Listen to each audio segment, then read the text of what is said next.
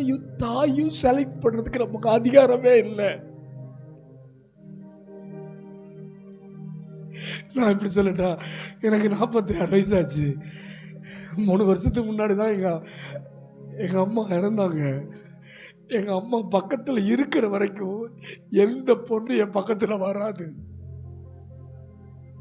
நான் சர்ச்சில் ஜெபம் பண்ணிட்டு இருப்பேன். எங்க அம்மா வீட்டுக்குள்ள இருப்பாங்க. யாராவது தட்டுற சவுண்டு கேட்டோன்னா வந்துருவாங்க. வந்துட்டு என்ன பண்ணுவாங்கன்னா, ஒரு சேர்ல உட்காந்துக்குவாங்க. நிறைய நேரம் எங்கள் அம்மா அங்கே உட்காந்துருக்கிறத, என்னது இந்த டைமில் போய் இந்த பலவீனத்தை சொல்லும் போது அம்மா உக்காந்துருக்கேன் அப்படின்னு நான் நினச்சிருக்கிறேன். ஒரு நாள் எங்கள் அம்மா வாய் விட்டு சொன்னாங்க, என்ன தெரியுமா, ஏப்பா நீ பாஸ்டர் உடைய யாரையும் தப்பாக சொல்லிடக்கூடாது, அதனால தான்ப்பா நான் வந்து உக்காந்துருந்தேன். நீ என்ன பேசுன என்ன சொன்ன எனக்கு தெரியாதுப்பா. ஆனா உன்னை யாரும் தப்பா சொல்லிடக்கூடாது.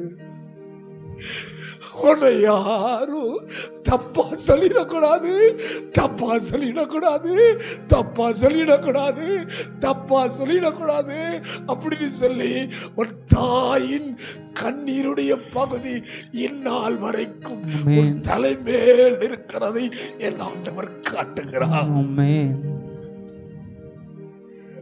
ஓ சகோதரர்கள் உன்னை தள்ளும் போது, உன்னை நம்பினவங்க தள்ளும் போது, நீ விரும்பின நபர் துரோகம் செய்யும் போது,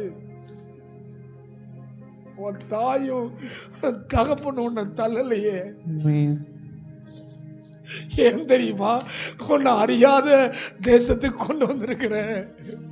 அனாதை போல இருக்கிற பிள்ளைகளுக்கு நீ தகப்பனாய் இருப்பாய் என்பதற்காகவே ஏசப்பா இந்த இடத்துக்கு வனாந்தரத்தை பூமிக்கு உன்னை கொண்டு வந்திருக்கிற மகனே என்று கர்த்தருடைய ஆவியானவர் வைராக்கியத்தோடு சொல்றாரு. நீ ஏதோ சூழ்நிலை இந்த இடத்துக்கு இல்ல, அவரே உன்னை இந்த பிரதேசத்துக்கு தகப்பனாய் கொண்டு வந்திருக்கிறேன்னு சொல்றாரு.